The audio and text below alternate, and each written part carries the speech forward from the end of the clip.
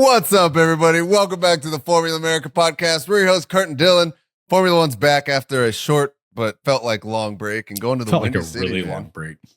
Yeah, it has. But going to Azerbaijan, my second or third favorite street circuit, I think. That's fair. Yeah, it's got that. We talked about it before. That super long straightaway. And then to that 90-degree left-hand turn. That everybody takes three wide. Oh, it's awesome. We've had some pretty big moments here, too, in the past couple of years. We've had Lewis Hamilton mess that braking zone up, which never happens. Never. And now that's why if you ever look at his onboards when he starts, his hand is on the top of the steering wheel because he doesn't want to hit that button, even though he's in the new car now. Yeah. But anyways, wild. We're going to Baku, but quick detour. They just announced the 2026 sprint calendar. Whoa, I haven't seen this yet. This is just came out today. We've got, what do we got? 6 sprint races. Okay. Going down the list, we have China, Shanghai. All right. We have Miami. Okay. We have Montreal. Okay. We have Silverstone the weekend of July 4th. Ooh. A Silverstone sprint race. With Caddy on July 4th. If that car's not red, white, and blue, I will boycott. No, I won't, but I will make a scene. I think they might do it. I think they're going to do it over Haas. And then the last 2 get really interesting. Oh, wow. Switching it up. Okay. Zandvoort for their last weekend on the F1 calendar. I like it. And Singapore. Oh, a Singapore sprint. Yeah. That could be exciting. It can. We need weather though, right? Because otherwise it's going to be a snooze fest of a weekend. But if you throw a little something else in there, it could be wild. Yeah. That's pretty cool. So some of the same tracks are having sprints, but they're switching up. I like how they do that. Yeah. Because it gives you a little bit of variety and kind of figure out which ones give for the best sprints. Montreal, Canada, cool. I'm excited about. That's going to be a good sprint race. Yeah, I'm a little bummed they're taking it away from the US GP for next year, but we'll get it. We'll get it in this year. Yeah, we will. So, that was just announced. Pretty cool. That is pretty cool. Also, heading into this heading into this weekend, we have some other news. So we've got, Ollie Behrman. We can't forget that he is coming into this with 10 penalty points for this race all the way through the end of Mexico. So he's got to be kind of on his best behavior. You see they took Carlos Sainz's penalty points off for that crash with Liam Lawson at Zandvoort? I did see that. Like we said last time, I thought it was a racing incident. I thought that was a little harsh, so I'm glad that they did that for him. Yep. Anyway, sorry. Also into this weekend, McLaren has a chance to clinch up the world championship. Not that it's not already completely. I know, it already is. But mathematically, as long as they get a double podium in any order, or if they outscore Ferrari by 9 points, I think. There's a couple other things that have to happen in there, but those are the 2 main. So there's a good chance we could walk away with a McLaren World Championship this weekend. Be pretty wild. It would be the earliest it's ever done in Formula One history. Seriously? Well, I guess that's because when Max did it with the RB19, it was just him. So yeah, that's pretty wild. Yep. If they are going to cinch it up this weekend, I would like for them to at least win the race then. Because it always sucks when you have somebody else win the race, but everyone's cheering, right? You want, let the celebration be both of those things, not splitting them.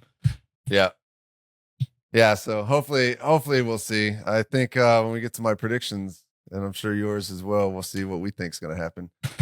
Let's get into that a little bit. All right, I got Pirelli newsroom pulled up. They are bringing the C6 out this weekend. We have the softest tire lineup. It's 1 step softer than last year. Not going to make a damn bit of difference. Nobody's going to touch it unless there's a red flag and a 3-lap shootout. Last year, there was 2 people that used the soft compound tire in the race, and it was Pierre Gasly and Max Verstappen on the second to last lap to try and go get the fastest lap. Otherwise, and Pierre started on the hard, went 50 laps, and then grabbed the soft because he had to. The DAG at this track is not very high. It's non-existent. So everybody pretty much starts on the medium, switches to the hards, and calls it a day. Last year, the average stint length was 37 laps on the hard, 13 laps on the medium, and 1 lap on the soft. Wow. So, So we got the C6. It's going to be a one stopper. There's no tire dig whatsoever here. And that's kind of that's it for Pirelli, basically. Have we seen what the weather's looking like? I actually did not pull up the weather. Baku weather. 64 degrees, high of 72 for Friday, Saturday, Sunday, high of 69, low of 60, sunny and cloudy.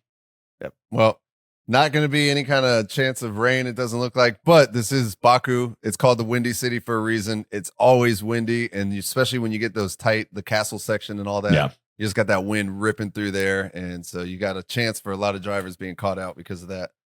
I hope so, because Lord knows we've had barely any safety cars this season. I know we've gotten a couple lately, but like there hasn't. I don't know if the cars got just easy to drive or what, but yeah, I don't know. I'm gonna say something that people can probably correct me on if it's not right because I haven't done research. It just came to my head. We're at the end. We're at the end of a technical regulation. I feel like as they get closer towards the end, the cars get more reliable. Everybody's more steady and like firm, and they're better with driving those cars and everything. So I feel like there's probably some sort of correlation between that. Yeah. And that probably helps to lead to kind of these boring, not much controversy or carnage races, Well, and I think everyone, I'm trying to think back to like the last generation of cars that ended in 21. And that was just a banger because Max and Lewis were going at it and their cars were completely different in every facet, right? Low rake, high rake, shorter and longer. Like they were the car, there's almost like more innovation to happen. But with these ground effects cars, there's just not. Yeah. That's why, man, I'm really pumped for the next regs to come out. Like you got to see, like you talk about the difference in those cars. It was awesome because the Red Bull and the Mercedes, visually you could see they were different. Completely. But they were both strong in their own right, and they were both competing at the front. Now you look at the cars, and there might be some slight subtle side pod changes or something like that, but for the most part, they all look pretty similar. Yeah. Mercedes got rid of their wild zero pod strategy. But that car was hideous too. It was an ugly car. I'm glad it didn't work because that car was not fun to look at. I love that clip from Drive to Survive where like George is like, man, that looks fast. How much did they pay you to say that, George? Hey, he was still a new guy. He was still a new guy. Yeah, you're right. Speaking of George and new guys, so we got Antonelli coming into this weekend. Antonelli has had a rough go of things in this whole European leg. He's only had 2 point scoring races, and that was the last two, I believe, Hungary and Monza. He got P9, P10. And so I don't know. I think that this is hopefully going to be a changing point for Antonelli because he needs something, man. Either Total that or make it exciting. Yeah, exactly. Do something. Even Toto Wolff came out and described him as underwhelming in his last race. Did you see the post about George Russell trying to negotiate his contract with Toto? I have not. No. Said he's the worst person in the world to negotiate with. Do you mean Toto or George? Toto. So, I mean, for those of you that don't know, Toto's background is as a venture capitalist. He has his own. It's March 15th, I believe, or March 15 or something, but he's a venture capital guy. So he's got some experience negotiating. But apparently, according to both George and Nico Rosberg, they pulled his quote together. Toto's technique is just ignoring you until you come to the table with what he wants. They said it's awful because you will send him stuff and he just ignores you. So you said if you're like, I want this much for this many years, and you're like, anything? No, nothing yet. It's like, oh. All right, lower it. So you're negotiating yourself down. You're negotiating with yourself. Which makes me just like Toto even more. I know that man is just stone faced. But I mean, yeah, like you said, he's got the experience. I think he's actually he's classified as a billionaire because of all his business investments and everything. And because of Mercedes AMG. Like that's a huge part of it. He owns 33%. So yeah, he's definitely a shrewd businessman. We get to see it. I mean, he's clearly icing them out right now. He's like, yeah, you'll be here, but they don't know what the terms are. They don't know how much. And you There's don't nowhere know else what for it them to- is, so we'll see what you come up with. Exactly. Hey, and he's waiting now, so everything else is shored up. So you have no other choice but to take it or leave it, bud. It's a hell of a negotiation tactic. Oh man, I respect it. I respect it. It just makes me like Toto even more. Yeah, definitely. Well, right. Well, back. Let's see if we can segue this. So at the Baku circuit, street circuit, 2 DRS zones, a crazy long straightaway that Valtteri Bottas actually set the F1 record for the fastest top speed on this straightaway back in like 2016. We've got 20 corners, a whole bunch of 90-degree corners, and a couple of those corners are non-existent that they're calling corners, and street circuit. That's all I got. And I was looking up some history on this track. Since 2021, Charles Leclerc has been on pole every year. Yeah. 4 years in a row on pole. Last year, we got to see a great battle between Charles Leclerc and Oscar Piastri. They were going at it for a long time. Mm-hmm. It was one of the best battles I've seen in a long time. So I'm excited to see them. Lando had a terrible go last year. He qualified P17 because he got caught out by yellow flags on Q1, but he made it back up to, I think, like P5. He drove his ass off here last year. He did. He's never been on the podium here, but he drove his ass off. And then last year we had, at the end of the race, you remember Checo actually was outperforming Max and then got into a fight at the top of the field and ended up crashing out with Carlos Sainz on the second to last lap. That was an exciting gnarly crash too. And right there between Carlos, turns 2 and 3. On the radio, first off, Checo was like, "This freaking idiot," and then on Carlos's radio, he's like, "I don't get it. I don't know what happened." Just completely by surprise. Do you remember that? And Lance Stroll got a puncture and had to trundle his way around. And yeah, he did. This is also what else we had. I Am Stupid, Charles Leclerc putting it into the wall. Classic. And then was it 2021? Did you see Max's that he just did the out? same thing in the simulator and they're making reels and GIFs about it? I have not seen so that. So apparently he was on the sim and crashed in the exact same spot. And he knew it. And they have it on because he's on like Twitch or whatever. He crashes and then he stops and looks up at the camera. And all of a sudden everything starts flooding in. I am so stupid. That's hilarious. So another segue or whatever. I was watching an interview with Charles Leclerc and they asked him about the time where his engineer, he said it was dripping or something like that, and he's like, "Oh, it's probably the water." He's like, "My seat's wet." Oh, it's the water. And he's like, "Okay, add that to the words of wisdom or something." The book of wisdom. He said that him and his engineer actually have a list going now. It's called the Words of Wisdom, and it's all the stupid things that have been said on the radio. So I'm sure now part of it, a long ass list. Yes, and I'm sure now the engineer is probably just playing into it at this point. He's probably like, "Oh, I'm just gonna mess with him." And Lewis is like, "Please stop. Please, Bono! Bono!" I know. He's just looking at Kimmy, just not doing anything. He's like, "Can I please have Bono back, man?" Let's get to our predictions. Predictions. All right, man. Do you happen to know where we are in the points for our predictions? You're winning by, I believe I'm up 2? by 4. No, it wasn't that. I think it was 4. Is it 4? It better not. Yeah. 4. You're up by 2. 21-23. Oh, okay. Still up. All right. Well, then, would you like to start off this weekend? On pole, I have Oscar Piastri. That McLaren's going to be a rocket ship around this damn thing. I think it is. And so I am going to change up and I will put on. I'm going to put Max Verstappen. I'm doing Max. I'm putting Max on pole. You see, I struggled with this because last week I didn't choose Max to do anything and he freaking won. And it's like I was this close to putting him to win and everything else on this race. I'm like, no, don't do it. It's a similar enough kind of track. And I think that Red Bull, I think they're going to do the same thing, hit that top speed. Like they're going to go for that long straight and just make it so real low downforce. Exactly. And as long as Max can do that, I think he's going to be fast. And even in the race, if he can do that, good luck getting past him in the rest of the track. I completely agree. P3, I have Lando Norris. He's going to be on the podium this weekend. Man, I had Lando in P3. You had Lando in P3? I did. I was going to switch things up this weekend. I didn't want to be super boring. I am going to go with an alternate. P3, I will put Charles Leclerc. I like it. I almost put him in P3. He was like my alternate. Man, I can't believe you did that. Took Lando. P2, I got right. Max. Jesus. Do we have the same podium?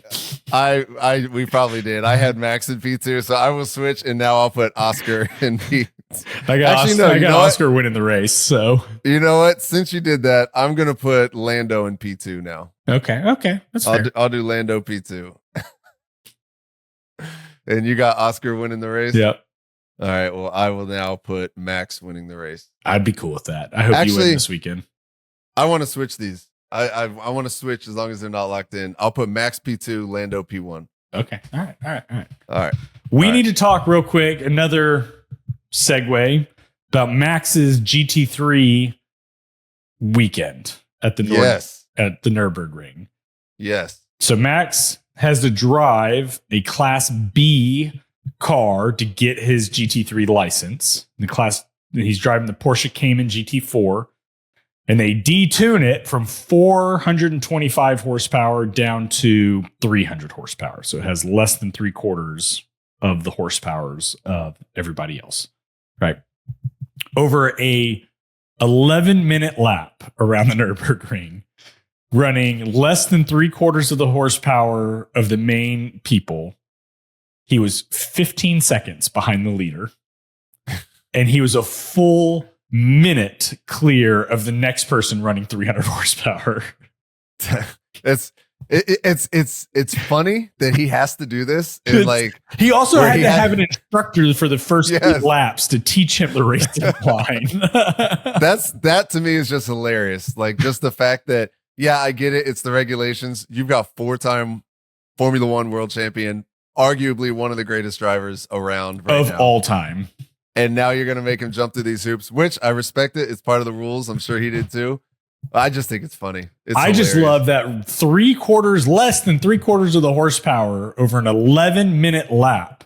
He was only down by 15 seconds on the leader. And you know what? It didn't really put it into perspective until I went back and I watched the start, and you got to see how everybody was just leaving him at the start. I don't know how many places he lost at that start, but he was way back. And so to see like that difference, he's like, okay, but now you're actually getting to see like where the actual racecraft comes into play.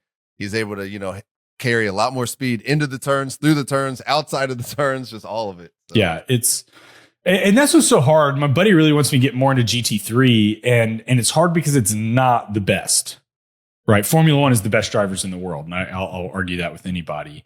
GT3 is definitely not. I love to go to a GT3 race. I love seeing the Ferrari 296 and the Porsches and the Mercedes and everything else running around in GT3 spec.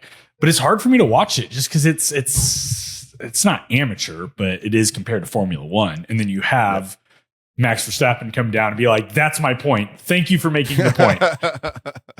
Yeah, all right. Let me show you guys how it's done. Yeah, just incredible. I thought that was awesome. Well, so now Max Verstappen is officially licensed, and the speculation is that he's going to be trying to enter into the 24 hours of Nürburgring next year, which is he's long said he's wants to get into endurance racing and 24 hours of Le Mans and all that. I would not be surprised to see him and probably Fernando Alonso and probably Fernando's a 1 or 2-time champion of Le Mans. Yep. Oh, I hope he races that Aston Martin. That Aston Martin Valkyrie is probably the most gorgeous car ever. Yeah, that would be incredible. And I'm sure he's getting there. And I really appreciate the fact that Red Bull allows him to do that. Not that he would probably care anyways. Like other drivers, they'd be like, "Oh, you can't do that." Max is probably like after the fact. He's like, "Oh, by the way, I did this." And they're like, "Oh, okay." Like we would have preferred you not, but okay. It's like Mercedes, and they saw Lewis Hamilton posting pictures of him skydiving and riding motorcycles and stuff. They're probably just like, "Oh, skiing in Antarctica." They're like, "Please don't do that. Please don't do that." Anyway, bringing us back to our predictions. What is your wild card?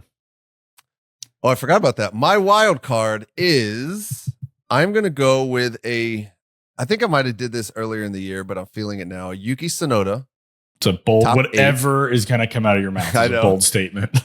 I'm going Yuki Tsunoda top 8. And I looked up his past finishes. 2021, his first year here. Yeah, first year he had a P7. After that, he's got like a P10 and some lower ones. So I'm going to go Yuki Tsunoda top 8. I'm going George Russell top 5.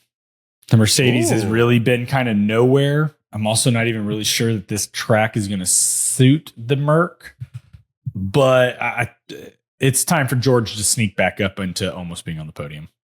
Yeah, I mean, that's where he's been for a long time, so I'm sure he'll make his way back up there. All right, well, can't forget, update your fantasies.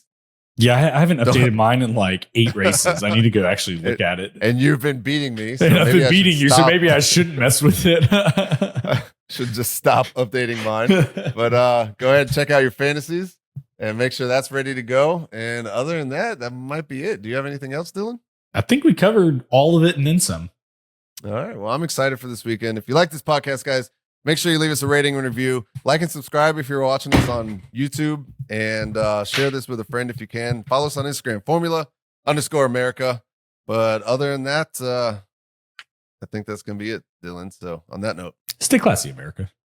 We'll see you next time.